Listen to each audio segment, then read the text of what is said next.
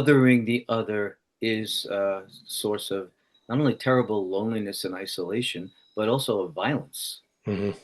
We other the other, and then we project on the other not who they are, but what we're fear, the, the negative dimensions of the shadow in ourselves.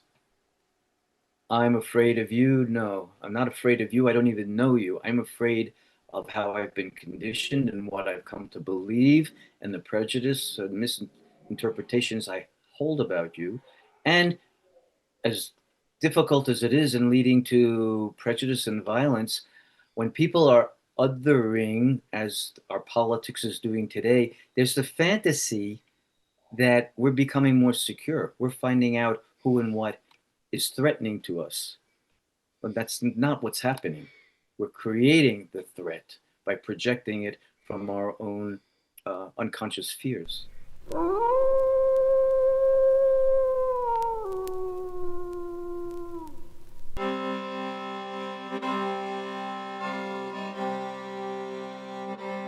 Edward Tick, thanks so much for joining me on the podcast once again. Very happy to see you again, Brian. Thank you for having me. Yeah, I always enjoy speaking with you. And you've got a new book out, Passage to Poros in the Sanctuary of the Sea God, which I think is available now for everyone, right? Just released, yes. Official publication date is in a few weeks, but it's ready and the publisher is distributing. So yeah, it's Yeah, here. great. Well, I got to tell you, I feel like I've had a bit of a pilgrimage to Greece this weekend reading through the book. Your writing about Greece and especially this island of Poros is so evocative. It leaves me with a kind of almost painful nostalgia for a place I've never been and times I've never known. I read Henry Miller's Colossus of Marusi last Yes. year, and Hmm. it filled me with the same kind of feeling. Like I wanted to be there in those taverns with those writers and poets and artists, drinking what is it, Resica, the wine, and Retsina. Ritsina. Retsina. Yeah. Hmm. Yeah, I wanted to be there, and I feel the same Hmm. way about your book. It's just like, oh my God, and then the pictures and yeah, so beautiful writing, and it really takes us there. Thank you. Thank you. Thank you. I'm going to make a comment immediately on your use of the word nostalgia Hmm. and how appropriate it is. Nostalgia is from ancient Greek, and the the suffix algia means pain, like neuralgia is nerve pain. Nostos, which we in the West in the modern world think this is home, it means homesickness. Like, I want to go home. I want to go to my house. Nostos originally meant the soul's true home. Mm. So nostalgia is the pain of our soul not feeling like it's in its right place, its right community with the right people and the right ecology around us. In the Middle Ages in Europe, what we today call post-traumatic stress disorder was called nostalgia. The warriors can't come home. Their souls are hurt, their souls are broken, and society doesn't welcome them. They can't come home. So your use of the word nostalgia is on target. And yes, my experience of this island, Greece in general, is a home for everybody in the Western world because half of our origins are there, Judeo-Christian and the Greek origin, and feeds us. So we're all going home when we go back to the Greek tradition. Mm. Uh, uh, I lost my place. um, and okay, well, beyond that, I utterly feel my soul at home on the island of Poros, like I've never felt anywhere in my life. Yeah. And even though I don't have Greek blood and I didn't get there until well, my 30s, but I've been going back for, oh my God, I'm so old. 40 years, almost Almost 40 years. 40 years, right? Yeah, yeah. When we talk about this stuff, I feel young, so I forget. Mm. But it brings the energy back, the divine energy, the vital energy of life so deeply and profoundly. It's wonderful. The Greek tradition does that because it's such a intense, passionate tradition, and it puts us in touch with the divine, the archetypal powers that we both work with in a very deep way. So it's wonderful in all those ways. I'm glad you mentioned Colossus of Marusi. That's one of my that that book was one of my models for this book. Mm. Um, and I'm glad I'll mention another one because I think of it kind of as an evolving set uh, in the Greek literary or Greek Western literary tradition. Lawrence Durrell was also there, Hmm. and he wrote a wonderful book called Prospero's Cell. He lived on the island of Corfu Hmm. before it became a tourist trap. And so his experience on Corfu was a deep immersion into with the people, the history, the tradition, the spirituality. And then you're right, Henry Miller visited him. Uh, the other important poet we should mention, well, there were several on this island, but uh, George Seferis is a Greek, uh, 20th century Greek poet who won the Nobel Prize for Literature in 1963. He was friends with these guys. Henry Miller visited him and stayed with him on the island of Poros. And they went swimming and drinking and partying together just as you're beautifully evoking. And I want to be with them too. Uh, and Poros was Seferis's retreat island during the entire Greek Civil War, and when he was a politician working for the government in Athens, and he used to retreat to Poros. So that was his writing retreat, as well as a wonderful and beautiful place that attracts poets and spiritual seekers. Mm. So my book is actually in a small, relatively little known literary tradition, but it is in the larger tradition is people going on sacred pilgrimage in Greece, to Greece, through Greece, for thousands of years. And again, thank you for your comments, because what you said is what I wanted this book to be. I wanted to be a Mm. pilgrimage to Greece and to this island for people as they're reading it. I hope some people will really go physically, but you and I know and affirm really good writing can evoke sacred places and channel the powers to us, and that I wanted this book to do just that. So Yeah. thank you. Yeah. Yeah. I mean, books to me are portals. They always have been. They're, I've got a lot more miles in literary terms than I do in actuality. I've traveled to so many different places and different realms through literature that I very much value it, and I see that books can be therapeutic. Oh, they are. I'm sure both of us use them therapeutically in our work. And this could be a different podcast, but let's both affirm the depth and the importance and the expansiveness and the wisdom in the humanities, Hmm. and how much we need them, just for what they say, to help humanize us and each other, and what a great therapeutic tool they can be for anybody and everybody. They are Yeah. portals. Yeah. Yeah. And, I was so kind of like caught in, what Hillman called the grease of the mind this weekend reading your book. And I think it's like in the introduction or early on, you mentioned the movie Shirley Valentine Yes. from 1989, and you say that it's become a modern myth. So, I hear somebody say that, especially someone like you, and my ears perk up. And I go, I've never seen that movie. I always thought it was just a kind of a throwaway romantic comedy from the 80s or something. And so we watched it last night, my wife and I. And at first I was, oh gosh, I don't know. Is this going to be like a British kitchen drama?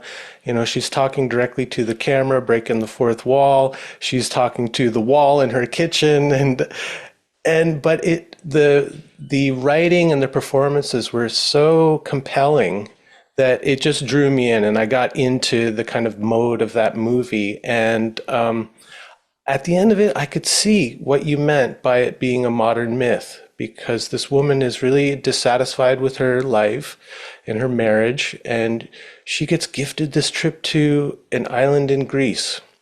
And she goes and she like rediscovers herself and rediscovers her love of life. And there's this whole thing with a Greek lover, And her husband comes at the end. He's got to like kind of woo her again because she's had this rebirth experience, and Hmm. she takes her original name, which is Valentine. And I just left feeling so. I thought it was so sweet. Yeah, and it is a modern myth. It shows that Hmm. transformation that can happen when we go on a pilgrimage. Yes, yes. And everything changed for Shirley. She had the love experience that she was hungering for. She was in a culture that embraced her and she found her place in it. And her husband had to come after her and he had to change to woo her back. So everybody grows, everybody changes. And this, we can both recognize this is an archetypal pattern that countless women have experienced, Hmm. past and present. I did also mention, I think in the same section of the book, when I talked about that, I mentioned that one of my travelers to Greece was a woman in the same condition. And as we were traveling to Greece and she was opening her heart and realizing what was possible in relationships, she threw away her ordinary name and she changed her name to Shirley. So, so she wanted to embody that myth in her modern American version. And she looked at very dark, unsatisfying things in her life and her relationships, and she changed profoundly doing this Wow. journey. Inspired by the Shirley of the movie.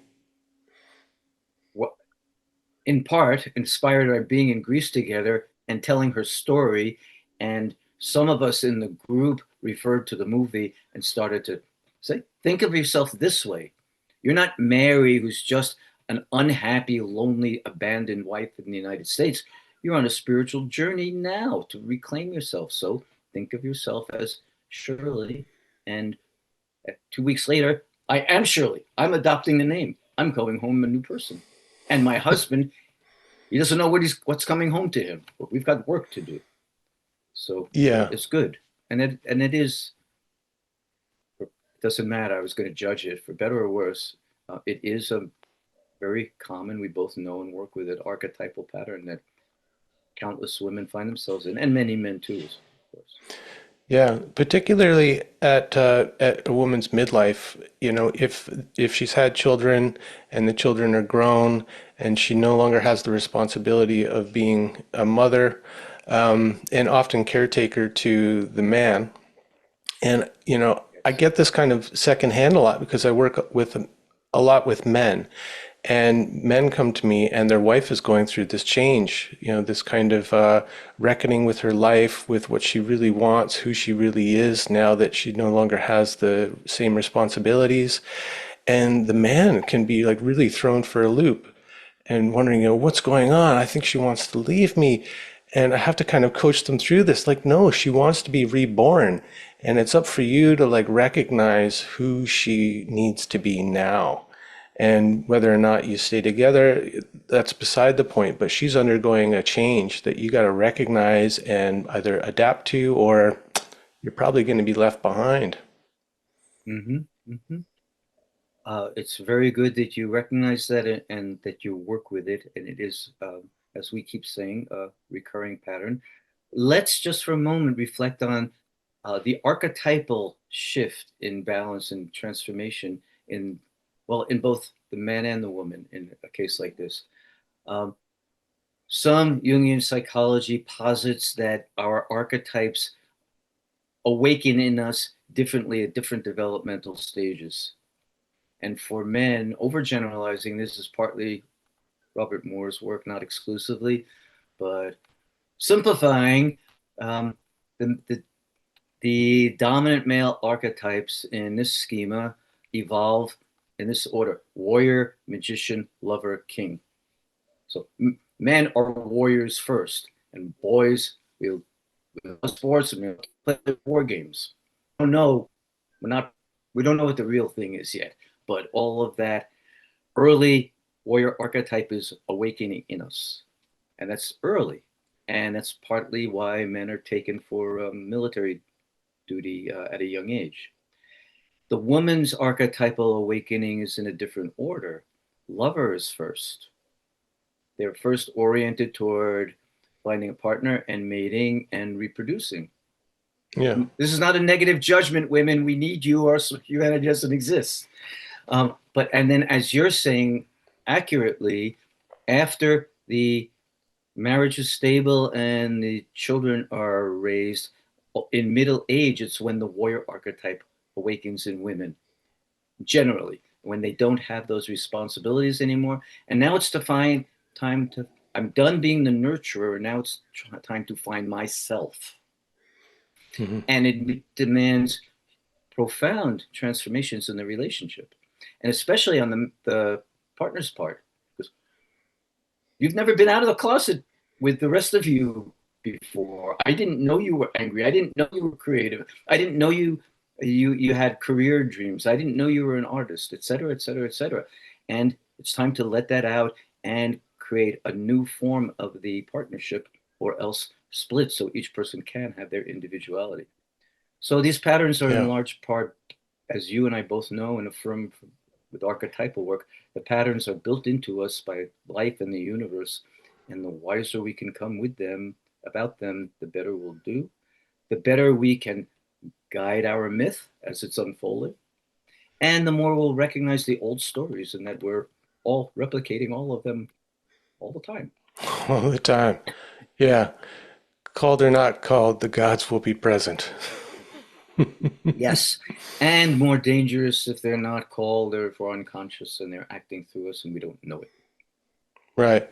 And kind of the beauty of it, at least in a kind of contrasexual relationship, a man and a woman, is that the archetypal development is complementary, because like when a woman finds her warrior and she starts becoming more assertive and she wants to go out into the world and get what she really wants, whether that's a spiritual quest or something to do with her career or being an artist, the man, if he's awakening his inner lover, the inner nurturing and support and acceptance and all those beautiful mothering qualities can be complementary to the woman who's going off on her own heroine's journey. Mm-hmm. Yes. It's not a loss, it's an opportunity for both partners to discover and nurture previously subordinate parts of their character, Hmm. and to and get remarried. Yeah, Yeah. yeah, Wise people I know who have had long lasting relationships like to say, well, we've been married and divorced 3 or 4 times in these hmm, 40 years we've been together.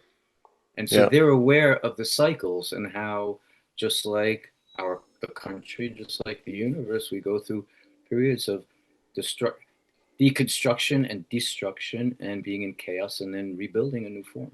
hmm. And going back to 40 some odd years ago, when you got this call to go to Greece, you write about this, and you were going through your own period of reckoning with your life and maybe some dissatisfaction or pain. And I'd love for you to tell that story, because it's like you did get a call from one of these Greek poets, right? I did, and thank you. It is a wonderful and strange and synchronistic story. Um, so let me see. 1987, about 1985 or 86. Um, well, first of all, at the time, so I was just in my mid 30s, 35. So halfway through the traditional life cycle, maybe. I'm 75. I'm turning 75, so I got a little Knock more on wood. time. Yeah, Yeah. really. Yes. And I had a young family, but that wasn't it. It was midlife and early midlife, with time of very deep questioning. Um, we've talked about it before. As you know this, I work extensively with military and war veterans with post-traumatic stress disorder. I was very heavily exposed to it back then. Um, I'd only been doing the work then maybe 10 years. And so I was still absorbing and integrating what it means to be heavily, heavily exposed to traumatic war material. and be able to integrate it and listen and not get my own PTSD from it. So all of that was going on at the time. I was on vacation with my family in Gloucester, Massachusetts, which is an old Portuguese fishing town that's now become a tourist town. But it was pretty original for a long time. It still is a real fishing town. And in a used bookstore on the main street, I found a volume of the poetry of George Seferis, who is not very well known on this side of the world, but he was the first Greek poet to win the Nobel Prize for Literature. He was given it in 1963. And so I had this volume of poetry, and we were sitting by the ocean. Uh, there's an amazing bronze statue of a fisherman right on the ocean, looking out at the ocean, and it's a memorial to the hundreds of fishermen who have died at sea from that town since it was founded in the 1600s. I was sitting under that with this new book, just wondering. I didn't know the poet then. Why did I bring this? I love Greece, but I don't know this poet. And what does it have to say to me? And a gentle sea breeze was blowing. So I let the breeze blow, and it blew open to a poem called Stratus the Sailor Among the Agapanti. It's a story of a modern sailor like Odysseus going down into the underworld and finding his own true nature by talking to the spirits of the dead and reconnecting with the spirits of the past. So I fell in love with that poem. I fell in love with the poet, and I read everything about him. I read biographies, read his journals, and I started to translate some of the poetry. Hmm. And that's how I learned about the island of Poros, from studying his work and learning that that was his retreat island. So as finishing the project, and as it happened, I was very fortunate because I was young and not much money at the time, but I had written about Greece for the New York Times travel section. So blessedly, this would be my second trip to Greece, and they gave me a press tour to keep me writing about Greece. So Hmm. I could afford to go. They gave me a 1 week press tour for free in Greece. And I said, well, thank you very much. And I'm going to write a lot. So is it okay if I change the airline ticket? And I'll just stay on my own and pay my own way afterwards. So that was fine. And so where did I want to go for my free week was, of course, to the island of Poros, and with my poetry and finish my translation work on that island. Hmm. So literally, Seferis, I didn't know about the island. Seferis got me there. And everything that's in this book of the past almost 40 years of visiting and researching and communing with the spirit of the island, getting to know its ecology, and really deeply getting to know the people now and people from its distant past, because this is a continuous society for over 3,000 years. Hmm. So I've really become come home there. And that when I say nostos, this is my nostos, this is where my soul feels at home. It's utterly true. And it's not only about these matters, but also really profound spiritual experiences that I've had on the island. And I lead my groups there. And so we do lots of ritual. Others have spiritual breakthroughs, and we practice incubation on the island. So Hmm. it's a healing island. The energy of that place is extraordinary, and everyone feels it and changes when we're there.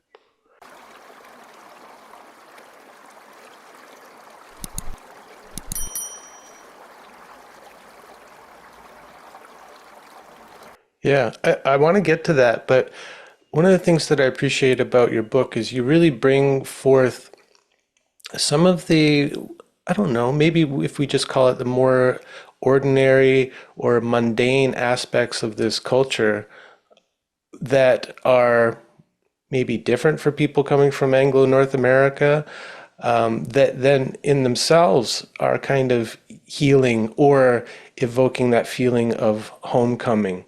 And one of the terms, I wasn't familiar with this term, but philoxenia. Xenia. Xenia. Xenia. It's the X is pronounced KS in Greek. So philoxenia. Philoxenia. Yeah. Philoxenia, yeah. Yeah. Can you talk about that? Oh, yes.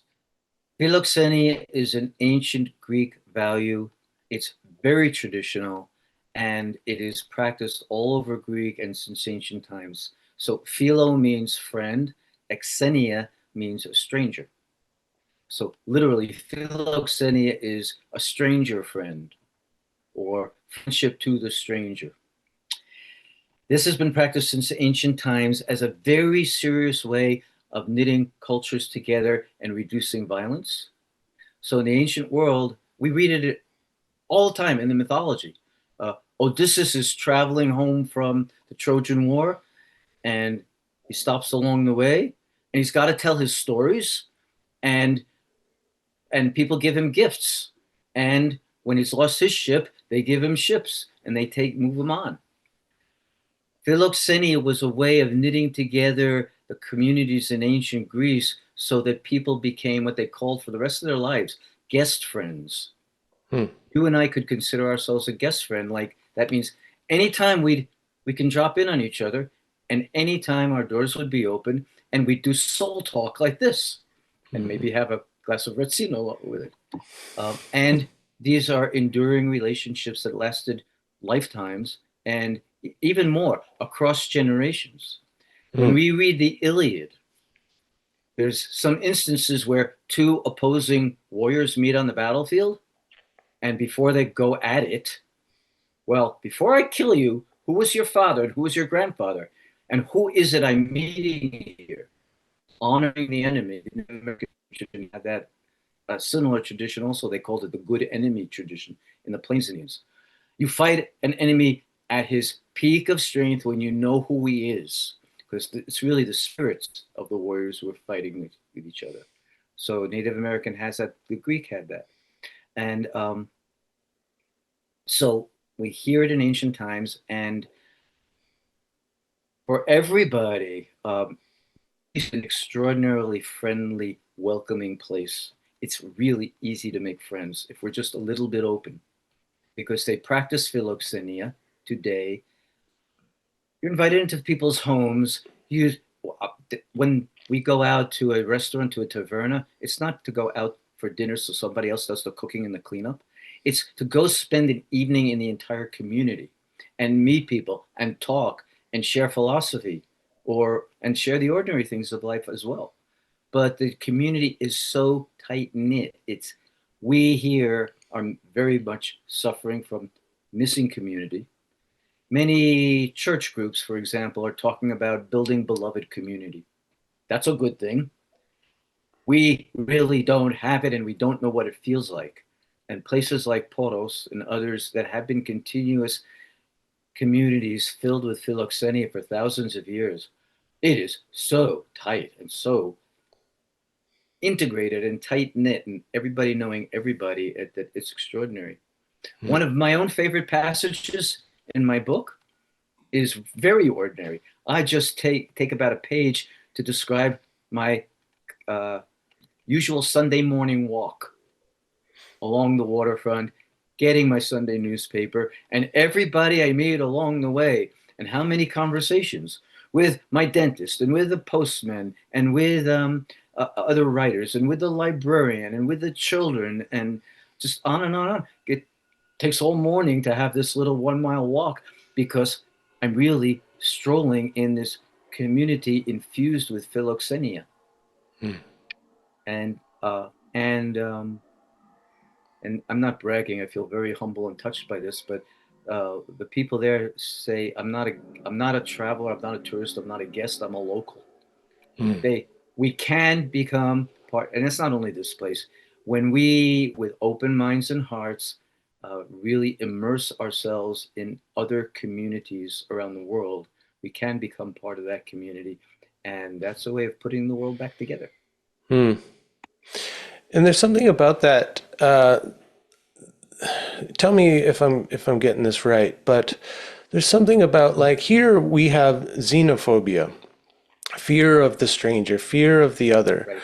right? Yes. But there's something about philoxenia that doesn't do away with the person being a stranger. Like being a stranger isn't a bad thing, but befriending the stranger rather than converting them into an intimate, or you can have conversations with someone who you don't know their whole life or anything like that, but in that moment of meeting there's a kind of what a temporary friendship that's formed, Hmm. and it could be a fleeting thing. Yeah. Is that right? Like, it's not that we need to convert every stranger into an intimate, but there's a different feeling about it for me, and maybe I'm not articulating it very well. Mhm. But are you picking up what I'm trying to Oh, get to? sure, I am. And I agree with you. We've all, almost all, unless we're very introverted or shy, most of us have had experiences of traveling, buses or trains in public areas, and meeting somebody and having very deep personal and intimate talks with a person for a few minutes or a few hours whom we'll never see again. That is just what you're saying. We're creating a little bit of sacred space with a stranger to enter into this temporary friendship and knit the world back together a little bit and be connected as we travel on. And it happens commonly. It's very beautiful. And it's a Hmm. good, healthy thing. I think you're also intimating that we learn something about our society when we realize that we do have the word xenophobia, and we don't have the word philoxenia. Hmm.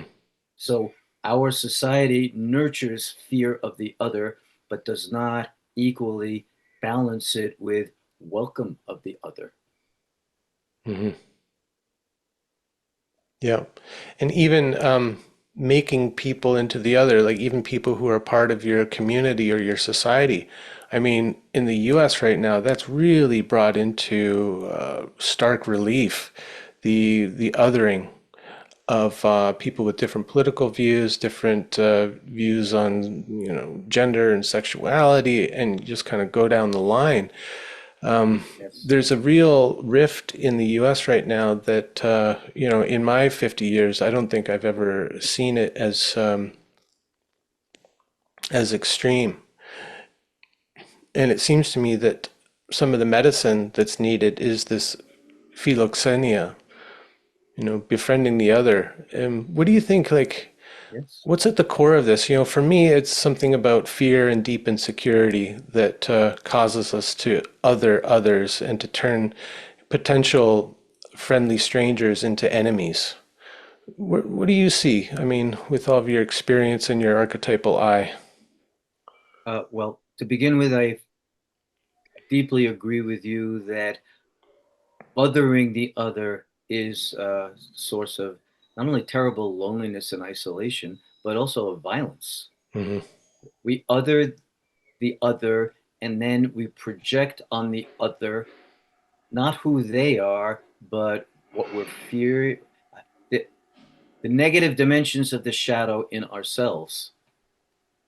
I'm afraid of you. No, I'm not afraid of you. I don't even know you. I'm afraid of how I've been conditioned and what I've come to believe and the prejudice and misinterpretations I hold about you.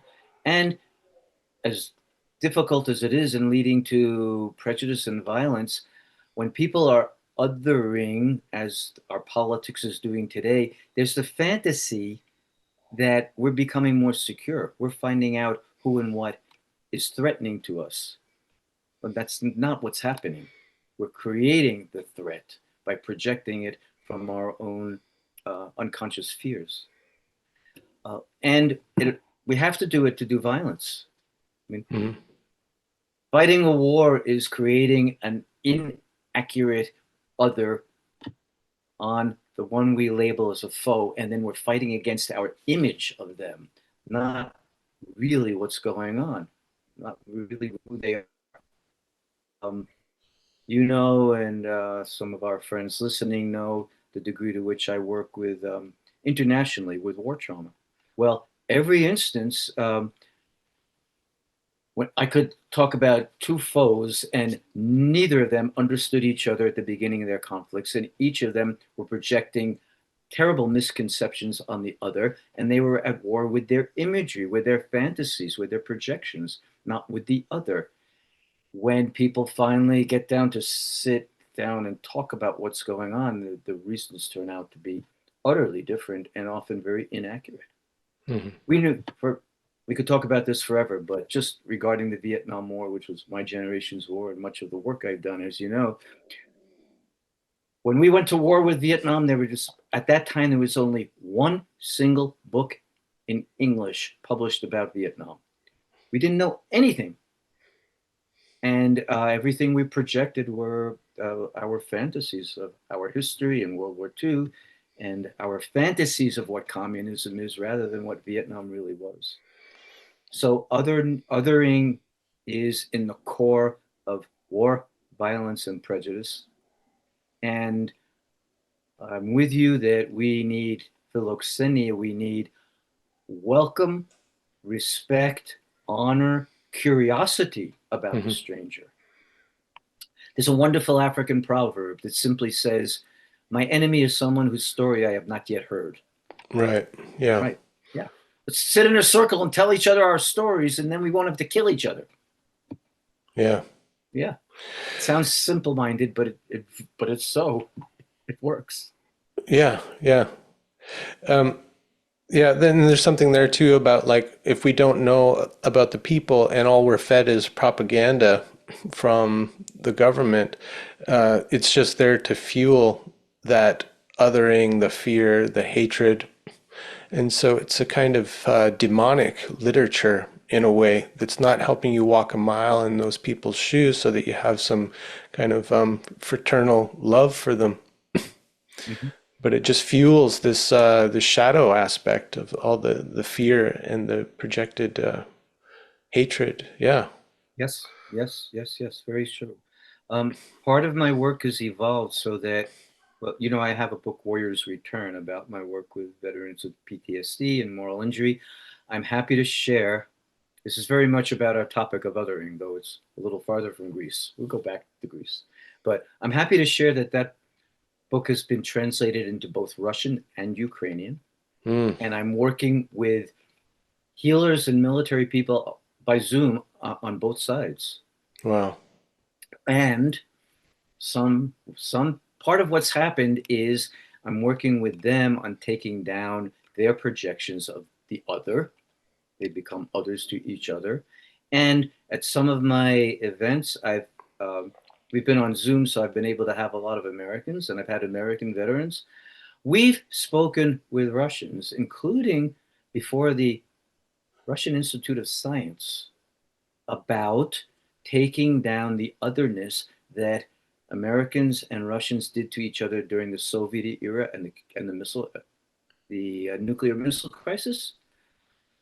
Imagine talking openly with trust and respect and affection with Russians, and how we were all impacted by growing up in the Cold War and each of us being frightened the other one was going to blow us to Mm. smithereens.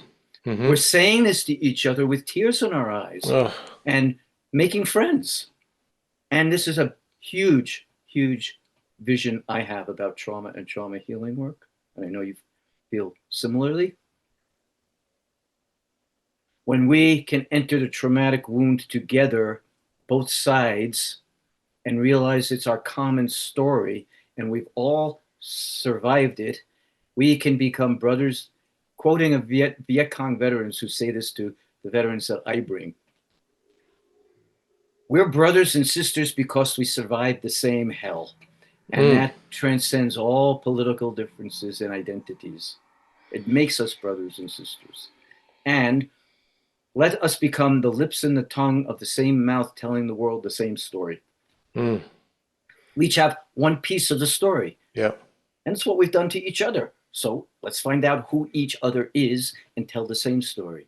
And when we do that, the differences in the otherness dissolves, and we're in a shared vision and mission that if we could apply this to the world, could be a beautiful and healing force for everyone. Yeah. That's such a beautiful example of that old idea that the wound can become a womb. If we Exactly. enter the shared wound together, then we can be reborn as brothers and sisters who have survived this same hell, like you said. Yes. Yes. Oh, and the fact that this is more possible now because of technology. I mean, what a good Mm. use of this technology. Yeah. Yeah.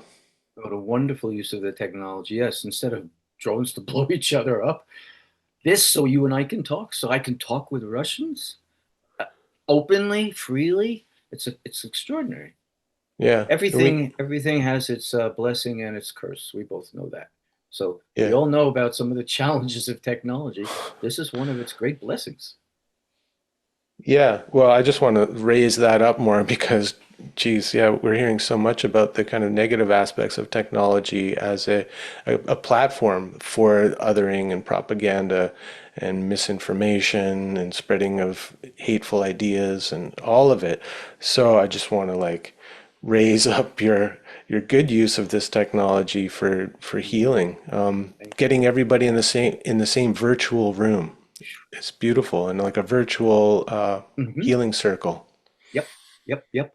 Oh, I've been able to take this as far as bringing American veterans of our nuclear weapons facilities on Zoom to Russia. hmm. Right. And so, really, well, moral injury, you could talk about moral injury, the seeing or participating in doing of wrong that so betrays our own fundamental values.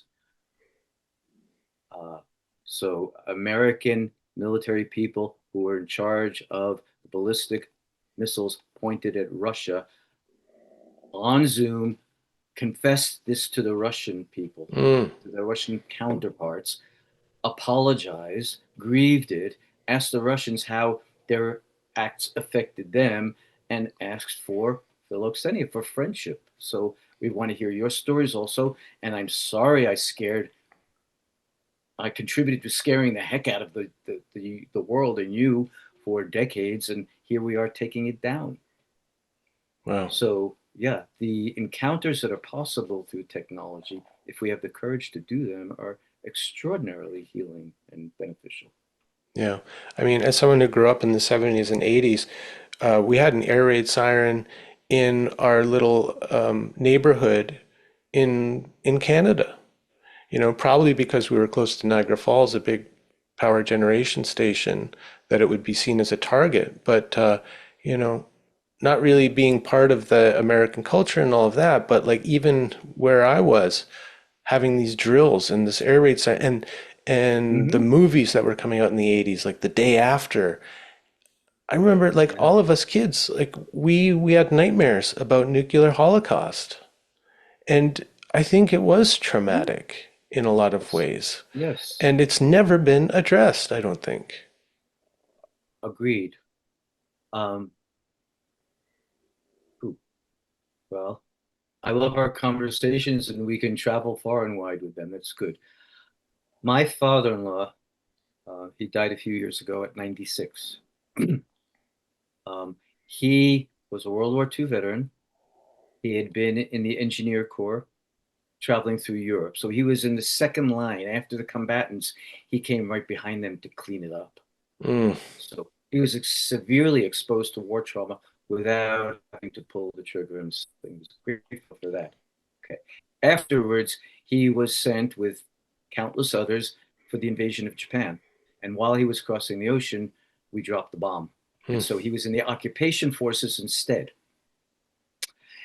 Because he was in the engineer corps and they had work to do in Japan, he was bivouacked just a few miles outside of Hiroshima. He went through Hiroshima many times. We have a booklet with photos that his unit made of Hiroshima just months after the bomb was dropped. mm.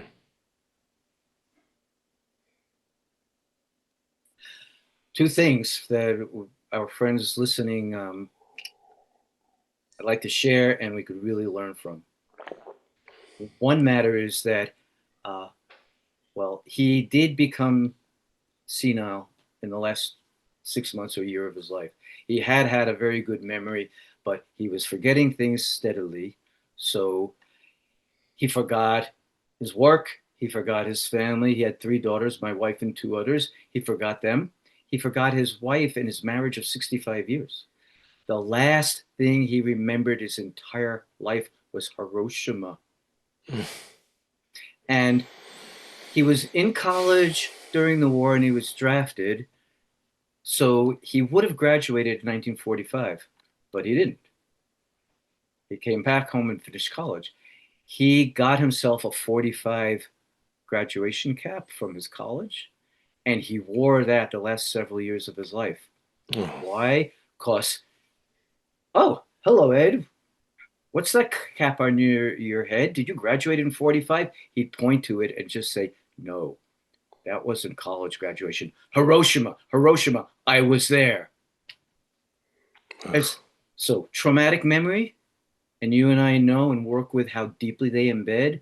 This is an example that severe traumatic memories embed in the psyche so deep that they can be the deepest penetration we have. And even when we forget everything else, it can still be there. Oh.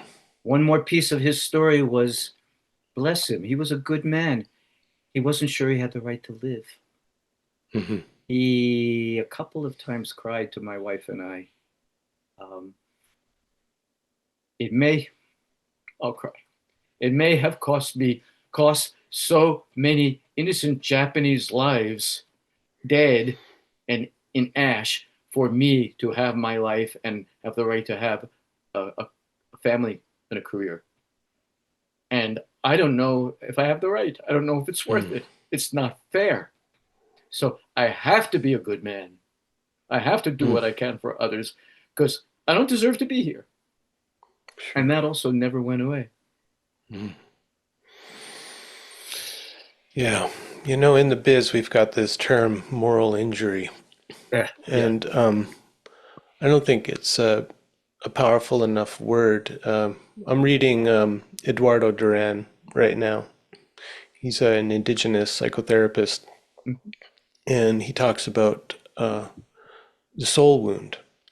Right.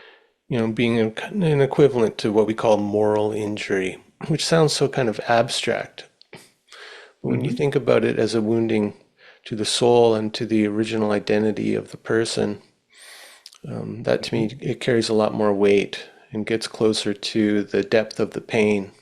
Yes, I'm with you and Edward perfectly. I agree. And I don't even think moral injury is the proper term. An injury is an accident. I'm injured in a car accident. If I harm someone else, if I punch you in the face, it's not an injury. I'm wounding you. Mm. So even saying it's a moral wound is a little closer than moral injury. And soul wound really encompasses it in a much larger way and expresses how deeply penetrating it is, as it was to my father-in-law. Yeah. Yeah. Okay, well, you know, we've gone to the depth of wounding. Let's come back to Greece and talk about healing. Good.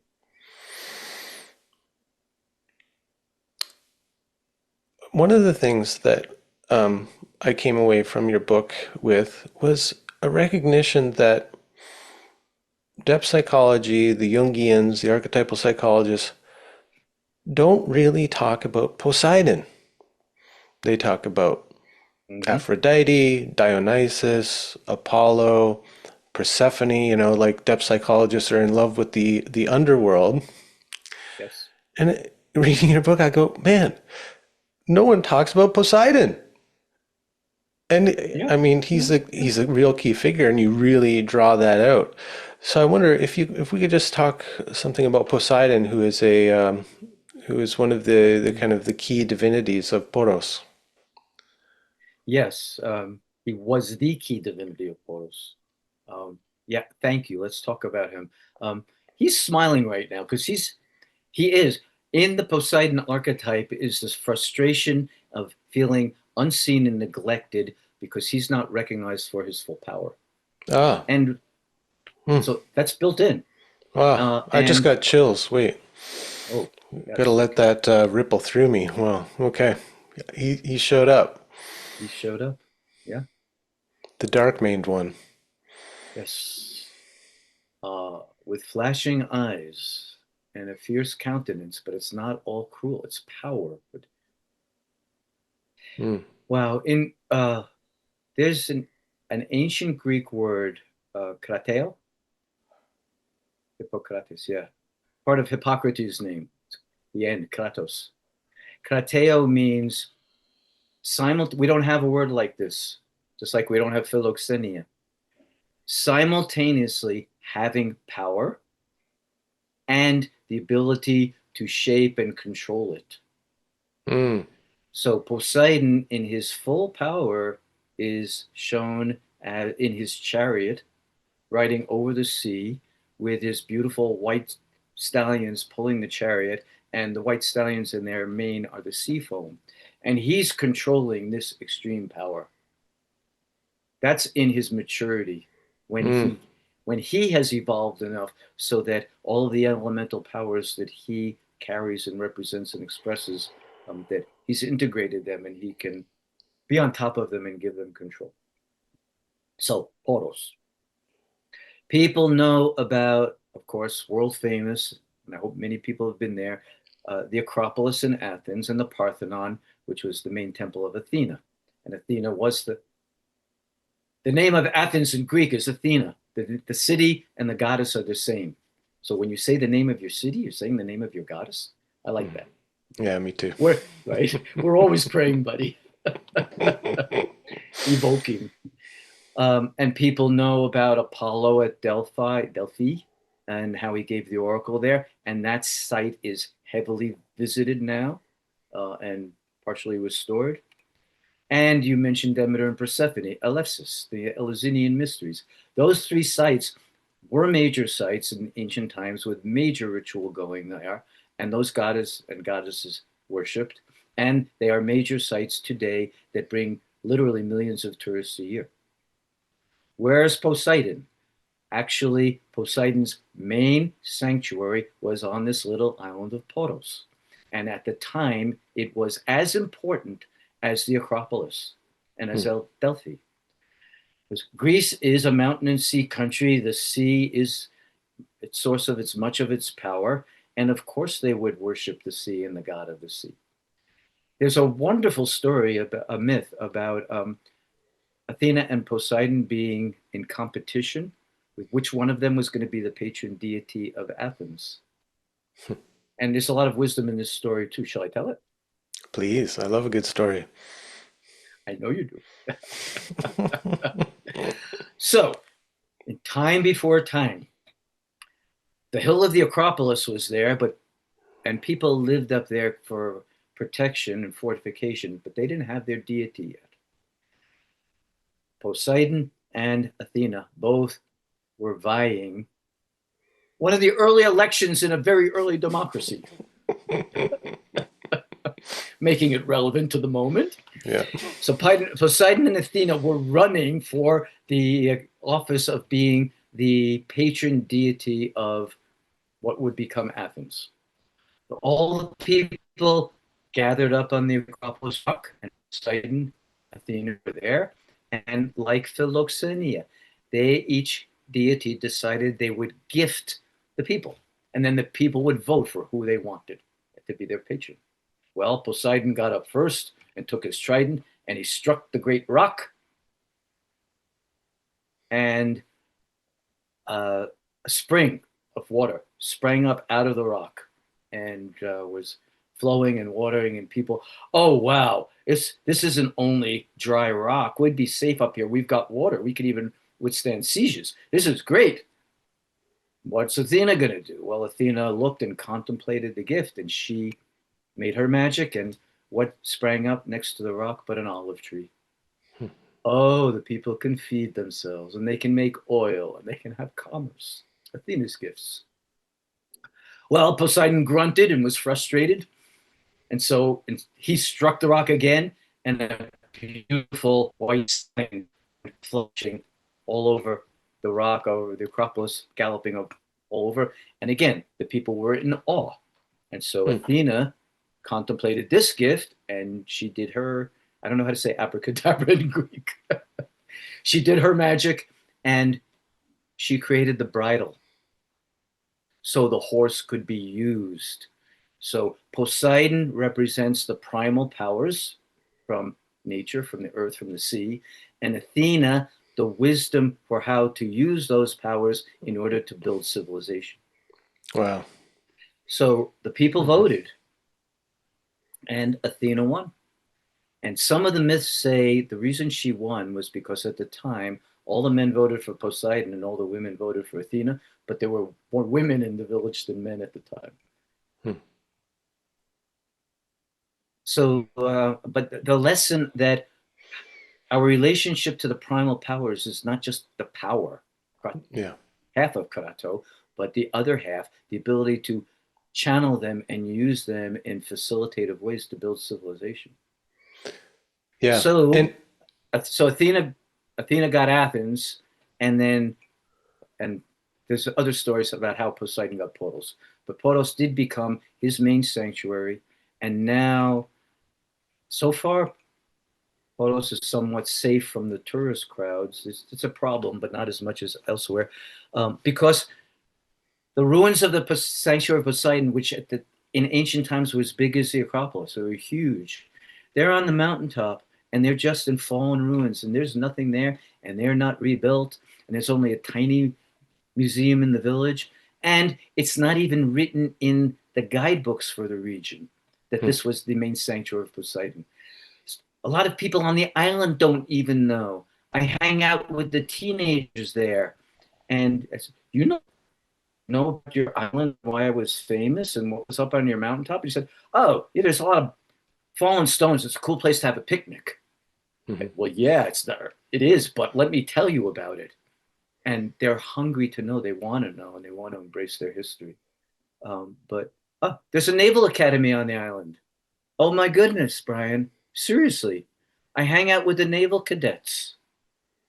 Uh, and do you know how important it is that you're becoming a naval officer on the island of Poseidon? Yeah. We didn't know it was Poseidon's island. Have you Wow. been up to the mountain? Yeah, a bunch of fallen stones and ruins. No, go back up before you graduate and say your prayers to the powers of the sea. You're becoming a chief petty officer on Poseidon's island under in the spirit of the ancient god. It changes everything about their experience, about their education, and about the honor that they carry and the feeling of a legacy that they're carrying, which the Greeks have that strongly anyway with the Navy, of course, but uh, helping reconnect them to even forgotten parts of their own history is glorious and brings a lot of good energy and healing. Yeah. And that story of Athena and Poseidon, it's an incredible teaching for anyone who's going to be wielding power, Yes. right? And the fact that this is a forgotten story and we see so much misuse of power. And we just talked about the whole nuclear arms race and still the continuing threat Yes. that's kind of resurfacing now with Mm-hmm. different powers, getting access to nuclear power and all of that. We need this forgotten figure of Poseidon who teaches us that, yeah, power is good, but power that's wielded in a good way is best, something like that. Yes. Yes. Hmm. Yeah. Mm-hmm. We need to give, we don't want to ruin our wonderful talk with politics. However, we can say we need to find lots and lots and lots of bridles and give them to our politicians around the world and Hmm. learn a just and moral use of power, not blind force. Yeah. And that's everywhere in Greek teachings, in mythology and history. We see it over and over and over again when people uh, misuse force, they end up destroying their own homes and their own societies and themselves.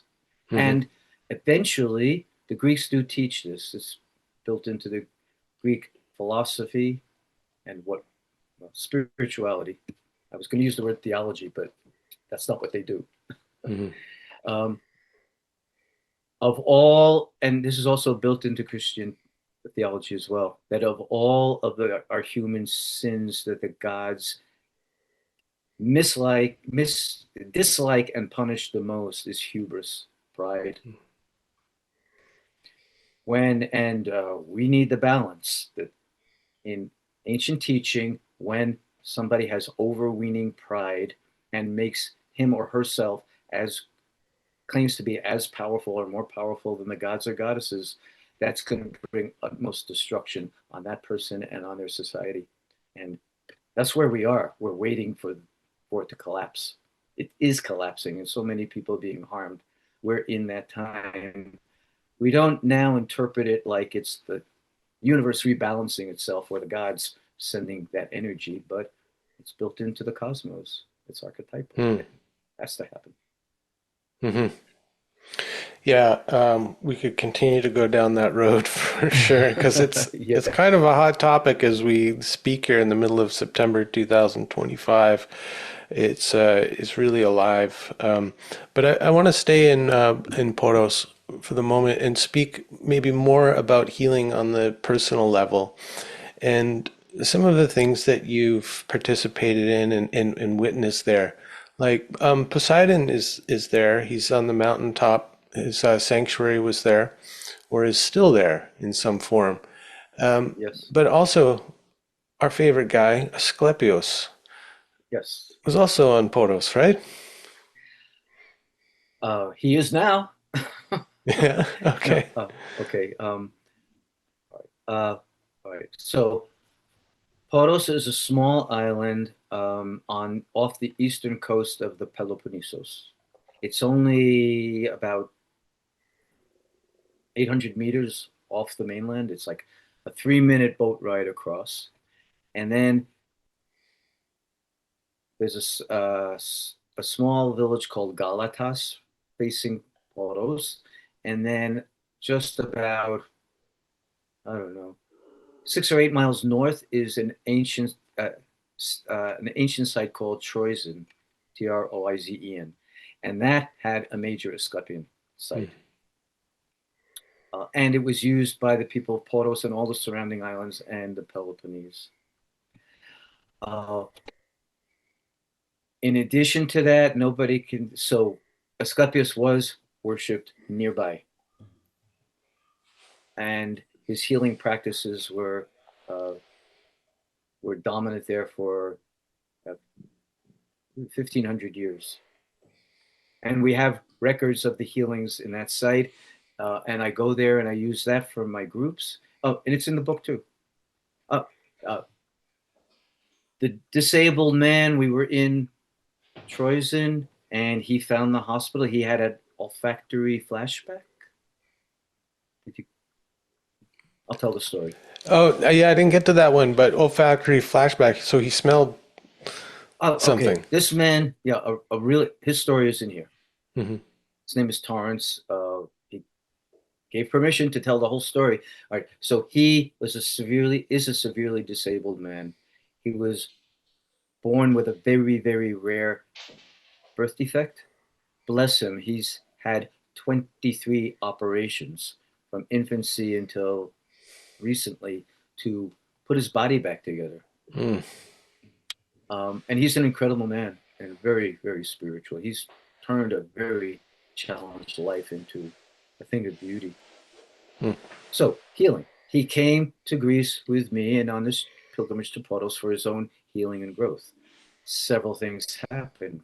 And these stories can help demonstrate the ways of healing there and some of the different kinds of opportunities for holistic and spiritual, psycho-spiritual healing.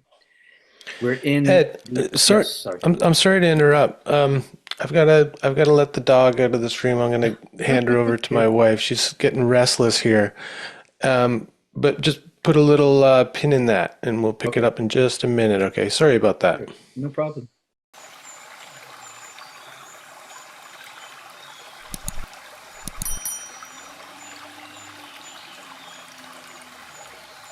All right, Sorry about that. Can you pick it up wherever you feel comfortable, and I'll just Yeah. edit out the pause. Okay, no problem. You can include that Asclepius had that dog messenger, and he showed up just as we're talking about him. And where does he appear? And no, seriously, maybe you'll leave it in so we can tell the listeners what you and I teach, that it was a momentary synchronistic experience. Yep. And pay attention to the synchronicities because they're trying to lead us. And a good way to walk your spiritual path through life is to watch for and follow the synchronicities. Don't say, that's illogical. That shouldn't have happened. I don't understand. Say, oh, mystery is being revealed. We're connected in a different way now. I'm going to follow this. So it happened Yeah. for us. Thank you. Yeah. That's great. Yeah. Yeah. So we were in Asclepius sanctuary on Troyzen near Poros, and this gentleman Torrance. I I taught what happened there. There's a chapter on that site in my book, The Practice of Dream Healing, my first book on Asclepius. I taught everybody what happened there. We discussed it. I told the myth because that's where Theseus, the guy who killed the Minotaur, that's where he was born and grew up in that town. We also work with Theseus. And then I turn everybody loose. Go find your meditation spot, meditate, pray, wander, feel the energy, whatever's right for you. Right. Torrance was wandering around, and the ruins aren't labeled. So you don't know which foundation belonged to what building. Torrance was wandering around, and he's in a large rectangular room, and he was overcome, overcome with the smell of the anesthesia that he had been given in the hospital decades before. And because he had Hmm. had several operations, he recognized the smell. It was the same smell. It wasn't coming from the land. This was an olfactory flashback that was triggered in his brain and central nervous system somehow by being there in the hospital of Asclepius. Hmm. And he experienced that as one of the reasons we're working together is because um, he's had so much medical treatment that he knew he had, even though his body is good and he's having a good life, I have significant medical trauma that I need to clean out of my body and my psyche. And Yeah. this experience was part of that cleansing. Hmm. How, all right, so we'll stay here on this jaunt with Torrance because more healing. After we spent the morning in Troyzen, and then we went further up the coast to a volcanic island called Methana. And our word methane comes from there. Hmm. And Methana is across the bay from Poros, so you can see it from Poros. You can see the volcano. So we drove onto the volcano, and the afternoon we climbed the volcano. Volcano in Greek is Hephaestion, the home of the god of Hephaestus. Yeah. The the forge makes sense. The forge, right, the god of the forge, right, the artisan god. And as Torrance loves to say, the only disabled god among the perfect Oh, immortals. oh God, that's sweet. It's, yeah. So we had to go there and we climbed the volcano and he led the way up, even with his Hmm. disabilities. And when we got to the top, we stood at the volcano's cone and he gave the most beautiful speech to the god that Hmm. we witnessed. And he went from more tears. He went from, why did you give me this difficult karma that I've had to carry my whole life, and who am I now? Through his speech and through this healing journey, to by the end, he said, thank you for my disability. I love my disability. And from now on to you, you are my God, the disabled God.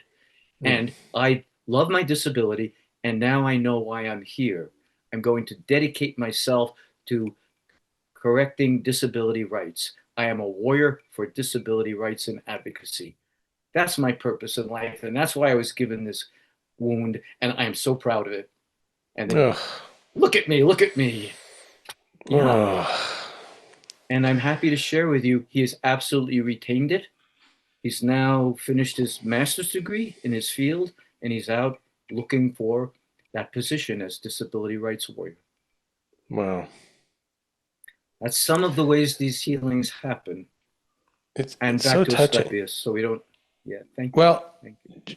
before we get there, I mean, it just touches on something that I think is so important, that depth psychology or mythology can give us in relationship to our own story and how we understand ourselves and our experience through life and all of the slings and arrows of life. And I pulled this quote from you. When we identify the archetypes, the God powers that are active in us, we can give them new positive shape and direction. We take more charge of the myth that is living through us. And this is an example of how that can happen. Yes, yes. Another wonderful quote from the poet George Seferis that I love. He simply said, strive to become the soul that is striving to become you. Yeah. Yeah. We all live myths, but unfortunately, not enough of us recognize the myths that we're living. The myths are, as you and I teach, they are archetypal, they are eternal, they keep recurring through us, and we're the characters of the myth during our lifetime. And the more we become conscious of the myths we're living, the more we can give it purposeful direction, and in the choices we make in our lives, we help steer the myth. We can't ever do it completely. We're small mortals and universal forces, but we can discover it and direct it for the better. Yeah. And even maybe a different perspective on that, too. I think Torrance's story really gives an example of this, that it's not just about retelling our biography, but it's about finding the deeper story that is coursing through that courses through history.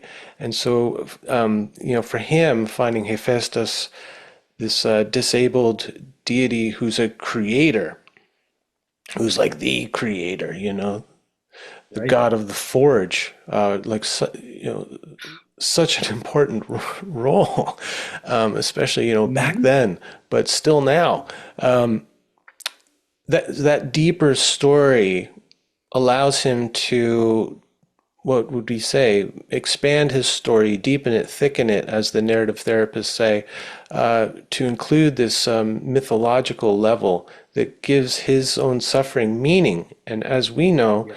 meaning doesn't do away with suffering, but it helps you carry the burden of your suffering. Yes. Yes. Uh, I'm inviting you and our listeners to imagine hearing Torrance say, my God is the disabled God, and he's mine, and I'm his follower. Nothing's going to stop me. I know my power and my purpose now. And to say, yes, I love a severe disability that has limited his life quite extensively. I love it. I'm glad I was born this way. I embraced its meaning. I'm giving it power, and I connect it with the myths of ancient times. So I'm fine. I'm good. I'm empowered. It's really beautiful. Mm. Hmm. Yeah. Amazing. I mean, I feel kind of greedy asking for, hey, you got another one? But just to add, Sure. evidence to our case here for a mythopoetic therapy. If you could offer Sure. just one more before we have to end this, I mean, I would just be so happy.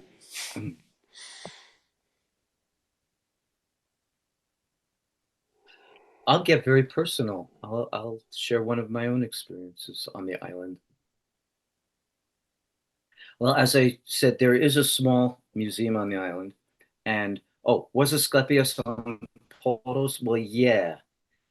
They don't know where, but the prize statue in this, it's only a two-story museum, like eight, 4 or 5 rooms.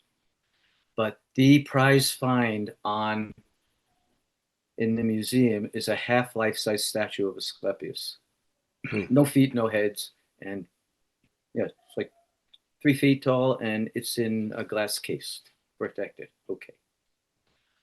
One night on the island, after I had led a group, and I was asking about my own identity and why am I doing this work? Why did it come to me? I was just a Bronx street kid. This is weird. Not in my background or my blood at all, but it's my spirit. And what's my relationship? What's my ongoing relationship to this work? I was thinking about that and journaling about that. And so, my last night that year on the island, I had a dream.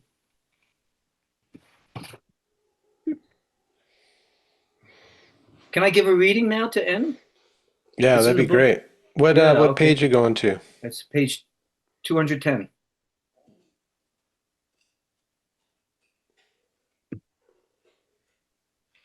Yeah. Yeah, okay. So this is what happened. I'm in the second floor of the Archaeological Museum. I've walked past urns encrusted with sea creatures and shells, the cases of jewelry, and many small terracotta votive offerings of Poseidon's totem animals, bulls and horses. A few figurines showing horseback riding, bull leaping, and driven oxen. I am surrounded by antiquities as I stand in front of the 4th century BCE statue of Asclepius, which was found on Poros. I was trying to get to that, Hmm. but we don't know where the grounds were. The god is standing upright, left knee cocked, left arm draped with his robe that hangs across his muscled stomach. He's larger than life size. As I contemplate this statue, I recite the Homeric hymn to Asclepius, Doctor of our ailing, by my song I beseech you. Suddenly, gently, silently, I see not the statue, but the god emerging from the stone and standing before me. He is both formed and formless, seeming to be both mist and solid, real and ethereal. He towers over me, a head taller, more upright. I see his curly hair and beard, his deep, shining eyes. His right arm holds his caduceus. He does not move, yet I feel his vitality and an energy radiating from him that penetrates me with wonder and awe. I awaken and stare into the darkness. I look around and am surprised. I'm not in the museum, but my hotel room. I'll leave it there. That was a dream, and it was so vivid that I thought I was there, and Asclepius was in front of me, and I looked for him, but much more importantly, I experienced that he came to me in the dream, and that we do have, this isn't the only time, we do have a reciprocal personal relationship. And people sometimes ask me, well, do you believe in the Greek gods and goddesses? Like they're really up on Mount Olympus in human form? No, they're archetypes, and they take human form in order to be intermediaries, daemon, intermediaries between us and the divine. So we can have a living reciprocal relationship with them. And to all of our friends who are listening, in whatever tradition you work with, may the gods and the goddesses and the archetypes reveal themselves to you and continue all of you on your blessed spiritual journey. Hmm. Beautiful. Do you think you had that dream because you were in Asclepios's territory? Like, is part of pilgrimage the whole kind of transformation of our mind and our attitude as we go on that journey with that intention to have some sort of spiritual experience or transformation?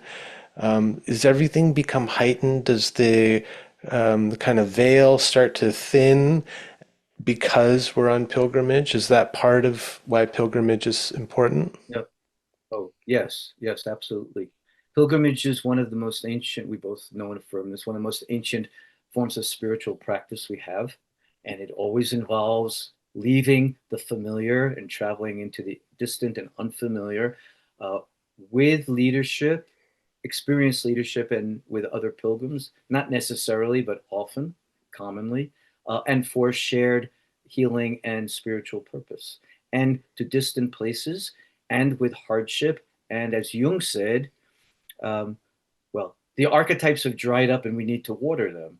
And go to where the archetypes first manifested is a great watering hole. They Hmm. will, we're able to water them more directly because they were there and their energies are still there. I love watching how people transform on pilgrimage. And it's usually 7 to 10 day mark where you see conventional life in the United States in our modern stressed out lifestyle just dropping off people. And they Hmm. get happy and they get calm and they trust the philoxenia and they start hanging out with strangers for a long time. And they have dreams like I'm reporting, and we do ritual and incubation work. So, another way to think of this is immersion therapy. And Hmm. you know this, that I take people back to Vietnam and we immerse in the Vietnamese culture too, with different archetypes, different gods and goddesses, but immersion for transformational healing works.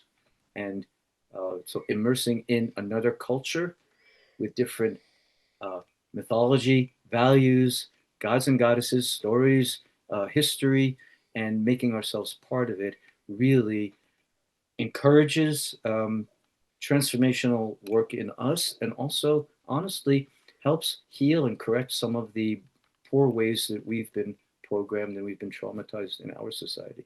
Hmm. Right. And something I think especially powerful about going to a place where the roots of our culture, our civilization as North Americans of European descent, where it all began. Something Yes. about that. Mhm.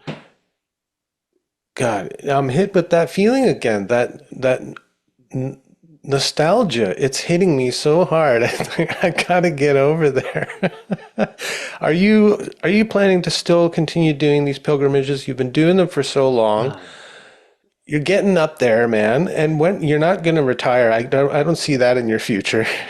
no, thank you. That's oracular. You're right. Can you talk to my wife, please?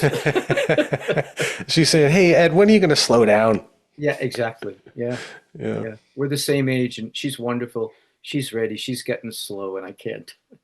Wow. My body is, so I've got to listen to my body too. But yes, I'm still doing this. Oh, thank you. We don't know when this is going to play, but I am going back to Poros next month. I am leading another journey there in October, and the island is really waiting for their book, and they're very happy about this. So Friday, October 24th, 7 p.m. Greek time, which would be noon Eastern time. So 9 a.m. West Coast. The thank you, you are really helping to uh, begin premiering this book to the world, and I'm very grateful. The world book launch, I'm going to do it from Poros. Oh, amazing. Come Yeah. on. No, At the really. taverna? No, no, I wish. They just built a new cultural center, so it's going to be at their cultural center, and Wow, they're cool. going to zoom it around the world, so it's available for everybody. Amazing. So Friday, February 24th at, well, 9 a.m. your time, but I'll send out a note with the Zoom link. But that's also so cool. It's also philoxenia. I was a little hesitant. Might you be willing to? Are you kidding?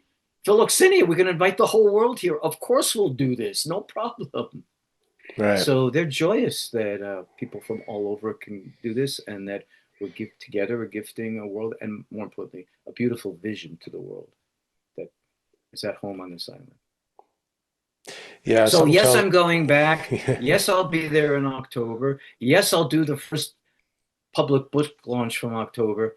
And I'm planning to go again next March, and well, I can say it out loud, but this is public. I am testing myself at my age. I'll turn 75 in April, and I'm still able to do this, but I'm slowing down, and I have some physical health issues, and so I'm also testing to see how well I can still do it. Can I still climb the volcano? If Mm. not, I'll send people up on their own, but I'm still planning to do it, though I may adapt my itinerary to make it a little easier for old folks like me. Mm. All So right. if you want to go, Brian, I boy, know. could we do Jeez. a journey. Wow. Yeah, man. Yeah, man. Yeah. Well, I'll be there in spirit on October 24th when your book launches, and I'm sure there's going to be so many glasses of Ritsina raised to you, and you're not going to be able to refuse a meal for the time you're there. You're going to come home 20 pounds heavier. More laps around the volcano, maybe, but Yeah. yeah, maybe next year I'm going to put that on the calendar. Yeah. Ed, it's so great to talk with you always. And man, we got to get to Greece sometime. Thank you so much. You're so welcome, and thank you too. Thank you for the philoxenia. Yeah, That's likewise. yeah. You're practicing it with this process, with this practices philoxenia because we all become familiar. You introduce all of us to your viewers, and we're really talking. Yeah, The I deep know. stuff. It's That's what real talk. matters. It's not Yeah. promotion, it's not an interview. This is a meeting of philoxenia that we're allowing other people to come and be a part of. And from the beginning, that's always the spirit that has driven this thing. And it's the thing that I want people who are, watching or listening to really try to understand. And so to hold that in your heart when you think about commenting and making some flippant comment, or because what can happen in the social media space is people can become so dehumanized and forget that Yes. we're two human beings who are, we're wounded healers on our own journey. We don't claim to be experts about anything, but here we are kind of opening ourselves up and addressing what's coming up, and just Yes. as a reminder to people to remember that, and try to like embody the spirit of philoxenia, which I think we need to Mhm. bring back from Greece and like plant here in Anglo North American culture. Yes. Yes. So Yes. thank you, Ed. That's You, even just that word and that idea is a gift. you're so welcome. All right. Well, take good care Okay. and You safe too. travels, my friend. Thank you, my friend. Thanks again, and see you down the road, here or there, or who knows. Yeah, we'll do. Bye Yeah. bye.